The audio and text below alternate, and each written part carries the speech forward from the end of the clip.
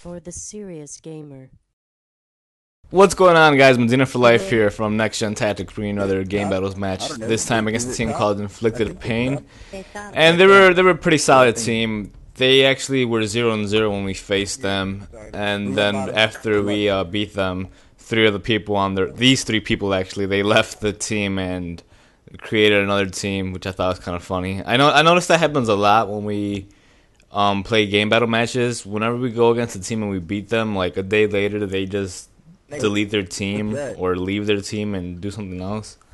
I don't know. I don't know if it's the fact that we beat them and they think that they're gonna run all over us, or they don't like losing, or they don't like losing. I really don't know, because I always go back to matches and see how the teams that we beat are doing, and every time I do, it says this team is no longer whatever, the whole GB error. Sorry, the link you were looking for is no longer here. And I'm using the Famas this game. I really don't use the Famas, but whenever I'm host, I think I'm gonna start using it a lot more often, because it's a rape gun. Like I barely put one burst into somebody, and for the most part, I'll kill them. Like right here, you'll see, for example, I just barely see him, one burst, he's done. And then this is straight up host advantage right here, like. Headshot. Alright, I was aiming at his legs, but if you say so, Modern Warfare 2, that was a headshot. And I'm not gonna lie, that's pretty ridiculous. I guess, if anything, he probably helped me get the headshot, because he shot me, and then that made my crosshairs go up, and I guess he helped me kill him. But, you know, it's one of those things. And for a state, I don't know, I have problems covering B. If you guys have any tips, just send me a message or something, because I have no idea where to go to cover B. I really don't. Like, I picked this spot right here next to the truck, and then after I was sitting here for about 10 seconds, I was thinking to myself, this is a very dangerous spot. They could really blow this truck up and kill me easily. So I don't know where to go for B. I really don't, because I know a lot of teams like rushing towards B, so that's why I put my UMP on to counter rush them. But it's for me personally, I feel that on this map, B is very hard to lock down, and so I decided to move and go to the garage. I mean, and we were pretty alright. Right now, Kane is talking to me, saying that bomb's down. It's in front of A. So I'm gonna go see what's over there. I'm gonna go support. You know, we're gonna surround the bomb to make sure that they're not able to pick it up and plant. And you know, that's what you want to do in GBs. If you know where the bomb's at, there's no sense in running around looking for the guy. You just want to camp the bomb and wait for him to come to. If you want to win, at least. I don't think it's a cheap tactic. It's actually a smart tactic. But everybody has their own say in things. Like right now, I'm just gonna camp the bomb. They're calling them out in our spawn side cars. So 2-0, we're off to a pretty good start. Usually our team starts off 0-1 or 0-2, and then we come back. But we started off 2-0, so we were pretty excited about that. And like I said, I'm really liking GBs now. Now that we're doing 3v3s, for the most part, we've been playing 3v3s. We have yet to play a 4v4 because it's hard to get all four of us to get online in one day. Yeah, I don't know what it is, but it's like almost impossible for all four of us to be online at one time. So we never play 4v4s. We're always in 3v3s. But one thing I want to talk about in my last video, I was talking about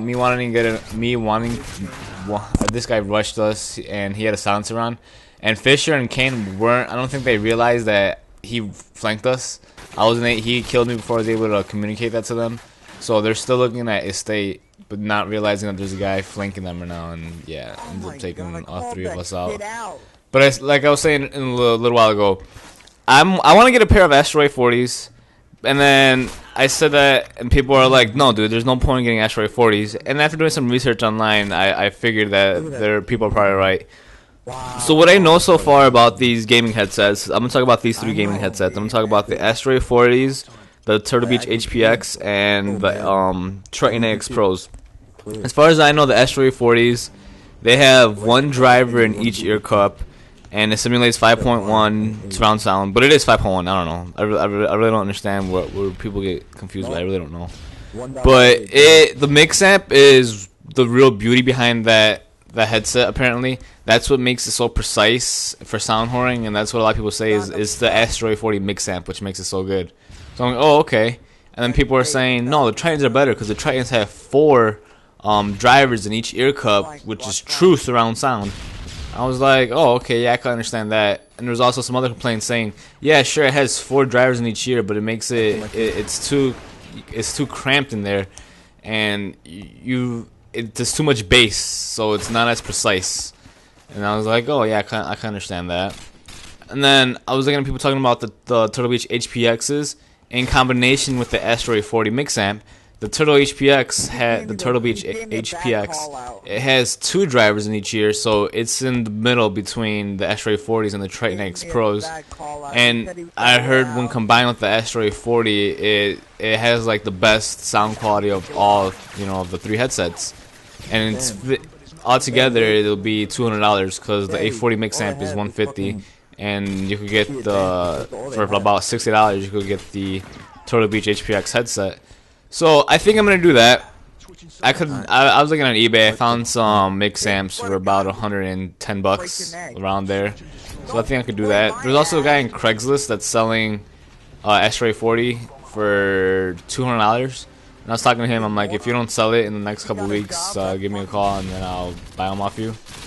So that's something I want to do. I'm not gonna get paid until the 15th of October, and that's when I plan on buying my headset. But yeah, I'm getting kind of tired of getting soundboard and not being able to soundboard back, because that's a big problem that I'm having right now. I'm not able to hear crap. I got crappy ass TV speakers. Like, I don't even think my TV speakers are stereo sound, because it's like, I think it's one giant speaker in like the center of it, or maybe it's 2 speakers, but they're both like next to each other, so there's really no separation between the speakers. So I don't know what left or right is. I have no directional sound capabilities. Like, I'll hear Commando. I can hear Commando absolutely no problem. The only problem is it's like I hear it, but I don't know where the hell it's coming from. I just hear Lia's footsteps. I'm like, where the hell is that noise coming from? And it really bothers me. Like, I just want a headset. My Turtle Beaches don't work anymore. Those pieces of crap. They were so good for a while too. I was soundhoring the hell out of people when I had them. And those are not even surround sound. Those are just digital surround. So, they were okay. I really enjoyed having those. And people were saying those are crappy compared to these true 5.1 headsets. I'm like, really? I want me a pair of true surround to just know what it feels like. If the Turtle Beaches are crappy, I could just imagine what the Astros and Tritons and all that good stuff is. And I was able to get that guy in the garage because of Fisher's great call out. I was getting shot at, and then so I left the garage, and I was gonna go flank him going up the white staircase at B. And then Fisher was saying, "No, watch out, garage." And I turned around, and luckily I get him. And that's one thing we're doing right now. Good as a team. We're having pretty decent call outs. We're communicating very effectively, and the score's 3-2 right now. And then when I killed this guy, I called out the bomb location, so all 3 of us are in the garage. So if this guy's able to clutch this, I'll give him the win, just because it would be amazing for him to clutch it. But he doesn't do it. All 3 of us are in here. He ends up coming through. Well, actually, right there where I'm looking at, and I end up getting the kill. So the score is 4-2. And one thing I noticed a lot of people saying is that we need a separate channel for game battle matches. If you guys don't know already, I have my own channel. It's Medina for Life. It's youtube.com/user/Medina for Life. I'll leave a link in the description box so you guys can see it. But yeah, I have my own channel, so if you want to go check it out. Anyways, I'm Medina, and I'm out. Sure. Alright, go.